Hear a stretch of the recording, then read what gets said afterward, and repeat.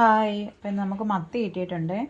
അപ്പം എന്നും പീര വറ്റിക്കുക ചെയ്യുന്നത്. ഇപ്പം ഇന്ന് കറി വെക്കാമെന്ന് വിചാരിച്ചു. കൊച്ചുമത്തിയാണ്. കുറച്ച് കഴുകി വെച്ചു.